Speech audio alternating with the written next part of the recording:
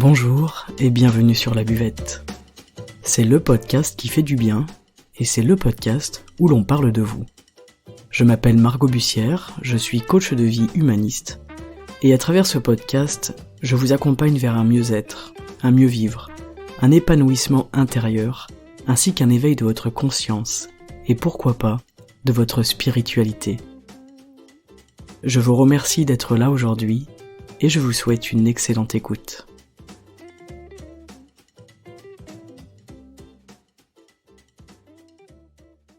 En 1943, un homme du nom de Abraham Maslow a dévoilé une étude sur les besoins et les motivations de l'être humain, et c'est très intéressant.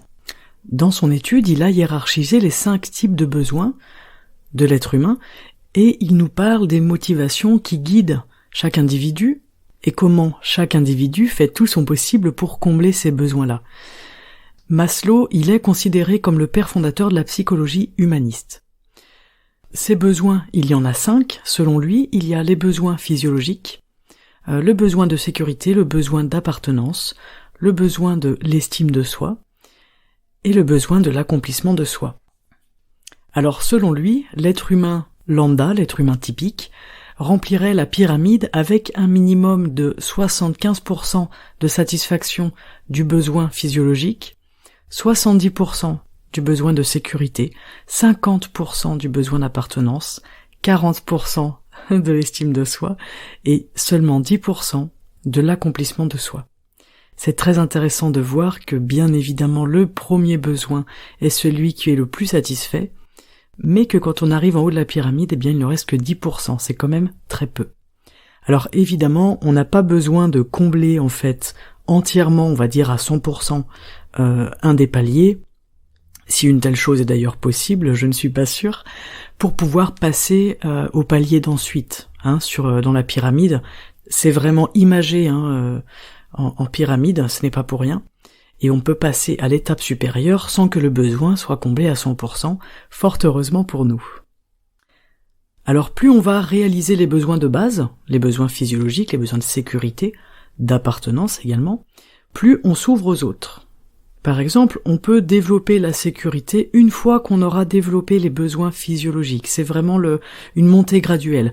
D'ailleurs, Maslow, il nous dit la satisfaction d'un besoin en crée un autre.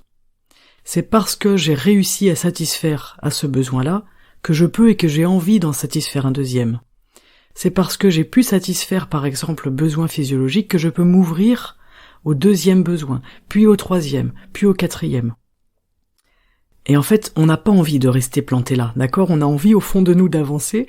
L'être humain, vous le savez, il veut toujours plus, il veut aller toujours plus loin, et on peut choisir d'utiliser ce travers, entre guillemets, à notre avantage. Vous l'aurez compris, pour arriver en haut de la pyramide, eh bien il faut monter les marches, les unes après les autres. Évidemment, selon les cultures, selon les sociétés, selon notre éducation aussi très personnelle, on va tous développer des besoins différents. Il y a des personnes qui vont préférer vivre sans le sou toute leur vie et pour faire quelque chose qui les passionne par exemple. D'accord ? C'est que là, le besoin d'accomplissement est peut-être plus fort que le besoin physiologique. Même si dans la base, dans la structure de l'homme, il est évident que le besoin physiologique passera toujours en premier, c'est-à-dire boire, manger, respirer, dormir, etc. Mais on peut sacrifier en fait certains besoins au service d'un autre besoin qui est pour nous plus fort, plus présent. Ça dépendra de nos aspirations. C'est très personnel à chacun, de ce qui nous transcende, de nos besoins personnels. Donc voyons ensemble ces 5 besoins et voyons à quel point ils sont importants dans notre existence, dans notre accomplissement, et essayons de comprendre en fait qu'est-ce que Maslow a bien voulu nous raconter à travers cette pyramide qui est extrêmement connue et qui est d'ailleurs toujours très utilisée aujourd'hui, alors que ça a été inventé, ou en tout cas dévoilé en 1943. Je trouve ça toujours assez rigolo de constater qu'il y a des choses qui datent, bien plus vieilles d'ailleurs que 1943, et qui sont toujours utilisées, c'est-à-dire que les personnes avaient quand même compris beaucoup de choses sur le fonctionnement de l'être humain et que finalement, eh bien on change pas tant que ça. Notre fonctionnement et nos besoins répondent toujours plus ou moins à une même logique. Alors en premier lieu, on va parler des besoins physiologiques. C'est vraiment les besoins primaires, c'est respirer, boire, manger, dormir, faire fonctionner le corps, ce sont les besoins fondamentaux, qui sont partagés d'ailleurs par tous les êtres vivants, pas que par les êtres humains. Et ces besoins-là, eh bien c'est notre instinct qui s'en occupe. Et ces besoins, ils sont vitaux. Ne pas y répondre à ces besoins, ce sera dangereux parce que ça va impliquer le risque de mort, la mise en danger, et l'instinct de survie, eh bien lui, il est là pour empêcher ça, il est magique, on le remercie. Donc ça, ce sont les fondations, donc c'est très très très important, donc les besoins physiologiques, c'est la base de notre pyramide. Et cette base, elle doit être solide. Pour atteindre notre plein potentiel, il y aura des étapes à franchir. Et il faut commencer par répondre à vos besoins physiologiques.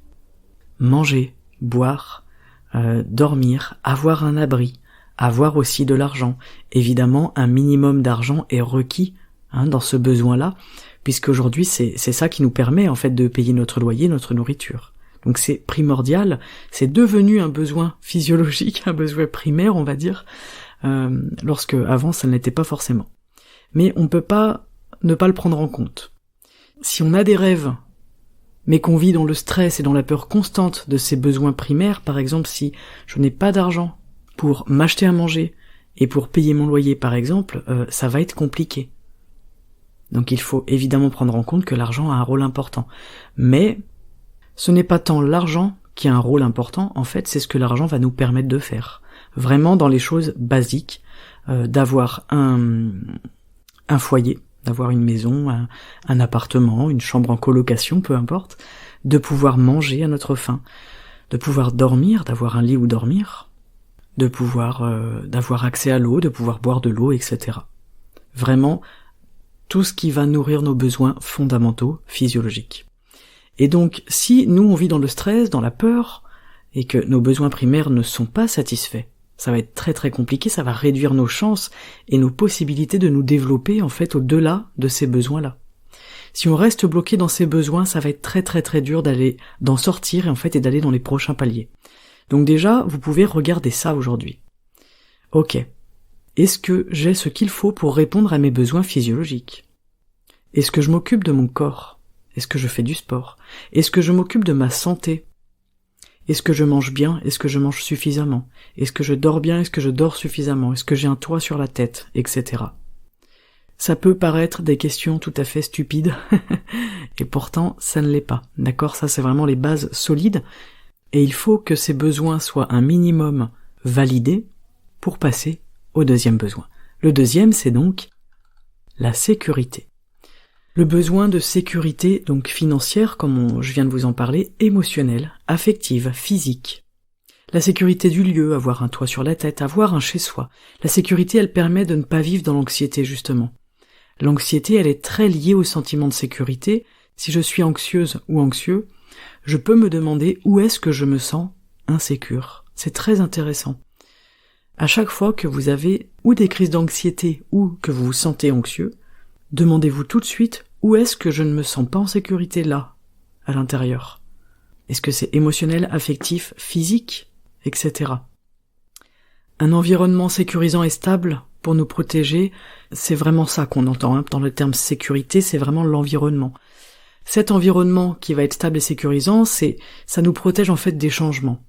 Parce que, vous le savez, le changement, pour nous, il est perçu comme un risque, que ce soit matériel ou émotionnel. Et si ce pôle-là, il n'est pas développé, il n'est pas pris en compte, si on s'occupe pas de ce point de sécurité, on va générer beaucoup d'inquiétude, d'anxiété, d'angoisse, de méfiance aussi. On va être dans la peur, on va développer aussi des peurs. Il est donc important de vous créer une vie dans laquelle vous comblez ce besoin de sécurité qui d'ailleurs vous appartient. Votre besoin de sécurité va être différent que celui de votre voisin par exemple. On a chacun des besoins de sécurité différents bien évidemment, selon comment on a grandi, selon comment on s'est construit, qui on est, notre éducation, nos expériences de vie, etc. Mais pour avancer jusqu'à l'accomplissement de soi, jusqu'à la réalisation personnelle, il va être primordial de combler ces besoins de sécurité. Sécurité personnelle, sécurité émotionnelle, sécurité mentale, sécurité financière évidemment, la sécurité au niveau de votre santé, de votre corps, en fait le bien-être. tout simplement. Et si on ne se sent pas sécure dans notre corps, dans nos relations, dans nos émotions, dans nos finances, eh bien ça crée quoi? Ça crée de la peur. C'est effrayant de ne pas avoir de sécurité dans ces endroits-là. C'est très stressant, c'est angoissant.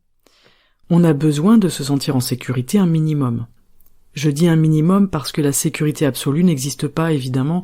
On parle de sécurité minimum, une sécurité qui permet de s'endormir correctement le soir, sans le mental qui s'agite, sans les peurs, les angoisses qui montent et qui atteignent et impactent notre santé.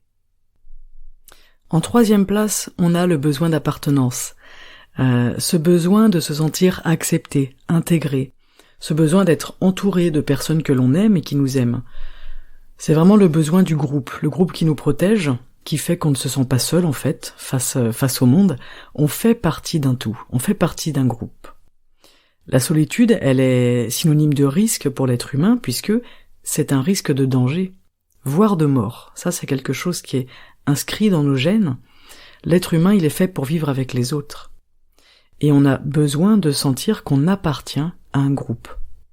L'isolement, lui, il peut générer de la tristesse, de la dépression, de la peur, de l'angoisse. On a vraiment besoin de se sentir aimé et d'appartenir à un groupe, voilà. On a besoin d'avoir des connexions fortes avec d'autres êtres humains. C'est très important.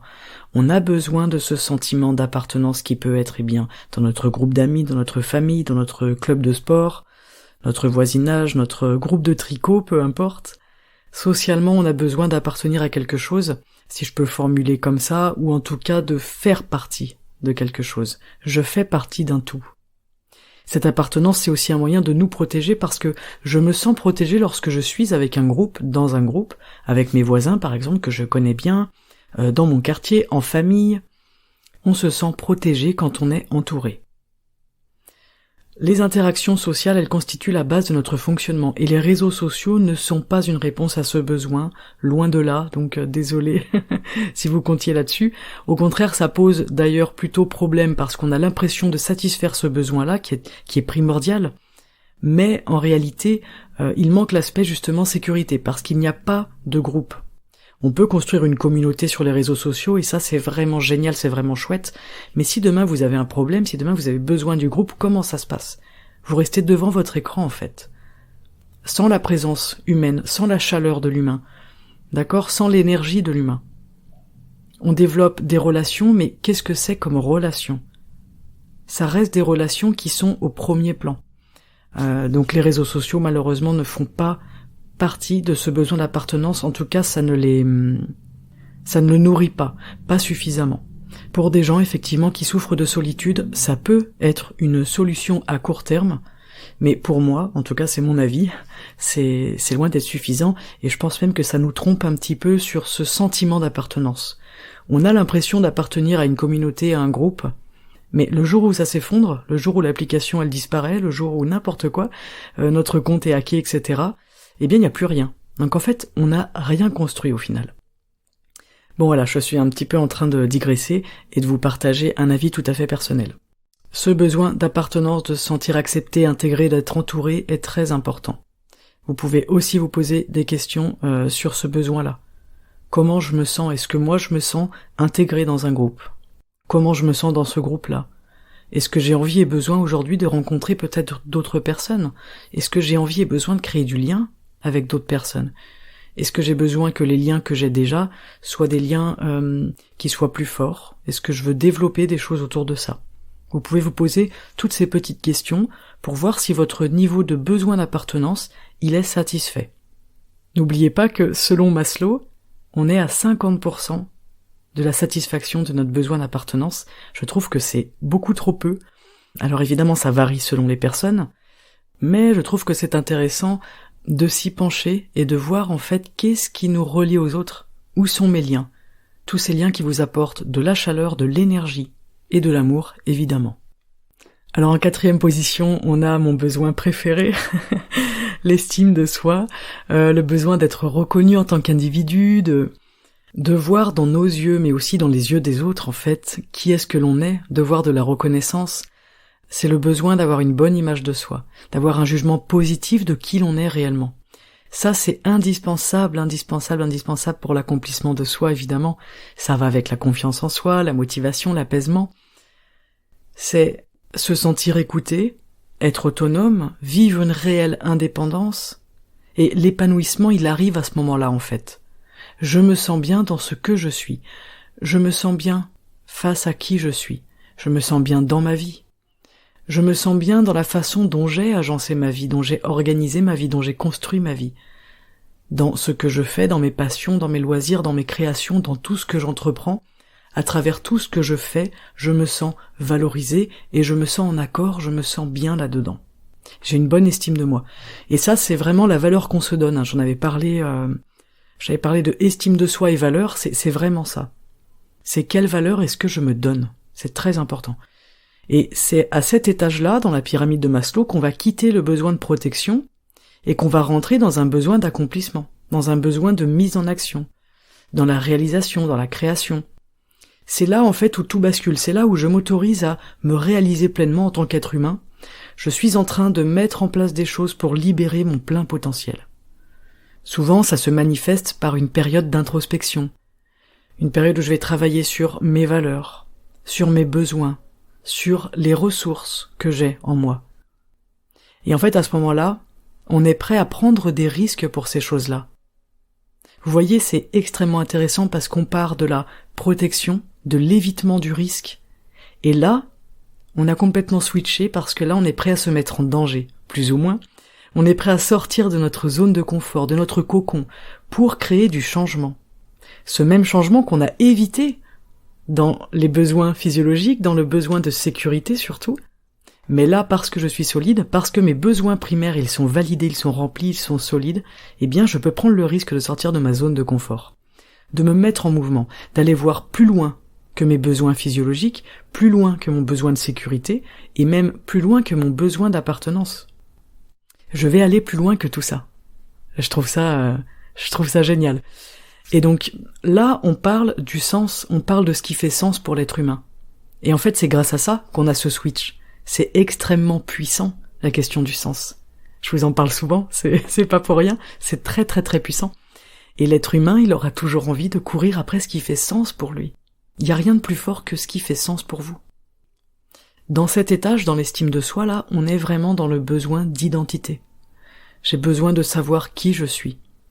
J'ai besoin de savoir où je vais. C'est là, typiquement, où on se donne des objectifs. C'est là où on cherche à changer notre vie, à chambouler complètement notre vie parfois. C'est là où on va voir plus loin que le bout de notre nez. C'est là où on a envie de se transcender. Ça peut correspondre par exemple à un changement d'emploi, vous savez, un changement de carrière, un déménagement, à une rupture, à un changement d'objectif de vie tout simplement. Et d'ailleurs le coaching c'est vraiment fait pour ça.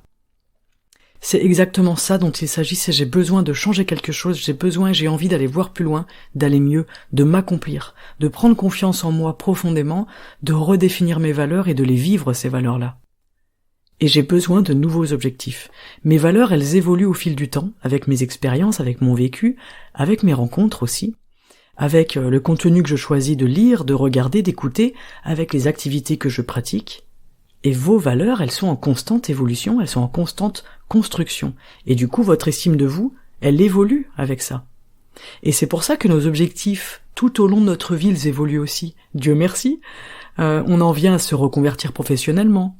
On change d'activité, on lâche certaines habitudes pour de nouvelles habitudes, et c'est très bien, dans un minimum de confort procuré par les besoins physiologiques, justement par la sécurité et l'appartenance. À ce moment-là, grâce à ce confort-là, on est prêt à accueillir ces changements. Et quand on est prêt à accueillir ces changements, ils ne sont plus vécus comme une souffrance, ils sont vécus comme une évidence. Comme une opportunité, comme une nouvelle voie, comme tout simplement votre vie en fait qui avance et qui s'imprègne de votre évolution personnelle et intérieure. L'estime, c'est aussi le respect que je m'accorde et que l'on m'accorde. C'est l'approbation de l'autre. Le besoin d'approbation et de reconnaissance, il est là.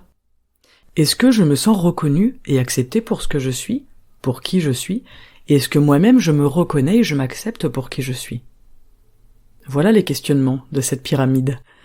On ne peut pas se sentir respecté si on ne se respecte pas soi-même. Et on ne peut pas demander à l'autre de nous respecter si on ne se respecte pas soi-même. L'estime de soi, c'est avant tout un regard que l'on porte de soi à soi. C'est un regard que l'on porte à l'intérieur de nous. Est-ce que ce que je vois là, ça m'invite au respect ou non? Je regarde à l'intérieur de moi et je me demande, est-ce que ce que je vois m'invite au respect ou non? Et si je veux que l'autre me respecte, je suis obligé de me respecter moi-même. C'est aussi une question d'énergie, d'ailleurs. Si je dégage quelque chose de négatif à mon propos, il en sortira quelque chose de négatif. Il vous faut une fondation solide avant tout ça, et ce n'est pas un hasard, c'est-à-dire que les 3 besoins précédents doivent être absolument pris en compte, entendus et satisfaits, un minimum en tout cas pour passer au besoin suivant. Si je commence par exemple la pyramide de Maslow, si je commence dans ma vie tous mes changements avec l'estime de moi, mais que je n'ai pas satisfait mes besoins physiologiques, réglé mes insécurités et mes relations sociales, eh bien je vais pédaler dans la semoule, et je vais trouver ça trop dur, et je vais me décourager. Et qu'est-ce qu'il va se passer à ce moment-là? Eh bien mon estime de moi va en prendre un sacré coup. Et je vais me dire, je ne suis pas capable, je n'y arrive pas, je ne vaux rien. Et puis je vais lire plein de choses sur l'estime de soi, et je me dirai, mais pourquoi tout le monde y arrive sauf moi? Mais parce que moi j'ai peut-être pas commencé par le commencement. Très important, prenez le temps de faire le point. Prenez le temps de faire le point dans quel but? Eh bien dans le but d'arriver au pilier de l'estime de soi, et d'avoir déjà toutes les clés en main pour combler ce nouveau besoin, qui est basé sur des fondations très solides, très stables, sur lesquelles vous avez déjà travaillé. Si je n'ai pas à manger, si je ne dors pas bien, si je ne dors pas assez, et pas assez bien, si je ne peux pas payer mon loyer ou mes factures, si je ne reçois pas d'amour, et ou que je ne donne pas d'amour, si je n'ai pas de relation forte avec les autres, si je n'ai aucune appartenance à quoi que ce soit, je vais avoir beaucoup de mal à passer cette étape de l'estime de moi. Je vais avoir beaucoup de mal à devenir la personne que j'ai envie d'être et à développer le potentiel qui sommeille en moi. C'est une structure bancale sur laquelle je vais essayer de bâtir une construction bancale. Eh bien tout va se casser la binette, mesdames, messieurs. Donc prenez le temps pour faire ces choses-là. Prenez le temps pour répondre à vos besoins fondamentaux, pour sortir de vos insécurités, pour recréer de la sécurité dans votre vie, pour dormir bien, c'est très important, j'insiste, pour manger bien, pour être apaisé. Prenez le temps de vous occuper de vous, dans les choses qui comptent vraiment. C'est pas en regardant Netflix, avec une pizza, que vous vous occupez de vous. Prenez le temps de faire les choses qui comptent, les choses qui ont du sens, et les choses qui vont vous permettre d'atteindre le haut de cette pyramide, dans la réalisation et l'accomplissement de soi. Donc aujourd'hui, allez voir à l'intérieur si ces fondations elles sont stables, si elles sont solides, si elles peuvent être renforcées et sécurisées à certains endroits. Ok, où est-ce que c'est bancal chez moi? C'est bancal ici, très bien, donc comment est-ce que je peux faire pour apporter de la stabilité? Si je ne me sens pas bien dans mon corps par exemple, qu'est-ce que je peux faire pour m'y sentir mieux dans mon corps? Si je ne dors pas bien, qu'est-ce que je peux faire? Sur quoi est-ce que je peux agir dès aujourd'hui pour dormir bien dès ce soir et pour me reposer pleinement? Si le lien relationnel me manque, comment est-ce que je peux combler ce lien dès aujourd'hui? Abraham Maslow, il disait, on peut choisir de retourner vers la sécurité ou vers la croissance. La croissance doit être choisie encore et encore. La peur doit être surmontée encore et encore. Je sécurise, je fais une base solide, et ensuite je choisis la croissance. Et enfin, au sommet de notre pyramide, nous avons, mesdames, messieurs, roulement de tambour, l'accomplissement de soi. L'accomplissement de soi, c'est quelque chose qui est plus grand que soi, quelque chose qui nous dépasse. Quand on est dans l'accomplissement, c'est qu'on est au-delà de notre ego. On est au-delà, en tout cas, de ce que l'on veut avec notre ego, puisqu'il y aura toujours de l'ego, évidemment, de ce que l'on veut pour soi. C'est quelque chose de plus grand que nous, quelque chose que l'on porte, mais qui nous porte aussi. C'est la transmission, l'inspiration, la création, l'innovation même. Et ça va nourrir notre vie. Et ça va nourrir le sens qu'a notre vie aussi. Cet accomplissement, il nous permet de nous développer à un tout autre niveau, à devenir ouvert à ce qui est et à utiliser notre plein potentiel. C'est l'envie. Vous voyez, c'est l'envie de découvrir, l'envie de créer, l'envie d'apprendre, l'envie de partager, la curiosité. Dans l'accomplissement, on a cette notion de faire quelque chose de gratifiant, de faire quelque chose qui nous comble. C'est vraiment la transcendance, c'est un sentiment de force qui est énorme, et encore une fois, où l'ego va sortir de cette dimension. On s'occupe vraiment de quelque chose de plus grand que nous, on s'occupe de quelque chose pour le bien commun. Et souvent, on va avoir envie d'aider, d'enseigner, de partager, de transmettre, de faire quelque chose vraiment qui va au-delà de notre propre petite existence, quoi. Et là, il faut être sûr de vos fondations. C'est grâce à des fondations solides que vous changerez votre monde. Et peut-être même, pourquoi pas, que vous changerez notre monde à tous. Revenez toujours aux fondations, revenez toujours aux bases. Et voyez comment escalader les besoins pour atteindre cet accomplissement personnel. Cette réalisation de vous-même. Maslow nous disait la société parfaite, c'est celle où la possibilité de la réalisation de soi serait offerte à tous les individus. Voilà pour l'épisode du jour sur la pyramide de Maslow, sur, nos valeurs, le sens de notre vie, nos raisons d'être, notre mission de vie, sur l'estime que l'on peut avoir de soi, l'amour que l'on peut s'apporter, les liens que l'on peut cultiver avec les autres, nos besoins physiologiques bien évidemment, et cette transcendance, cet accomplissement de soi, qui est quelque chose de tellement grand que je trouve difficile de mettre des mots dessus. J'espère que cet épisode vous aura plu. N'hésitez pas à me faire vos retours comme d'habitude, sur YouTube ou sur Instagram en DM, avec grand plaisir. Vous me retrouverez sur tous les réseaux sociaux sous le nom Margot Bussière. Si cet épisode vous plaît, si cette chaîne vous plaît, si cette émission vous plaît, je vous en prie, n'hésitez surtout pas à la partager et pourquoi pas à mettre un 5 étoiles sur Apple Podcast, c'est très important pour moi. Je vous remercie encore pour votre soutien, pour votre écoute et pour la belle communauté qui existe autour de la buvette. Je vous souhaite une excellente journée, prenez grand soin de vous, regardez à l'intérieur de vous quels sont les besoins qui nécessitent tout particulièrement votre attention aujourd'hui. À très bientôt sur la buvette. Ciao.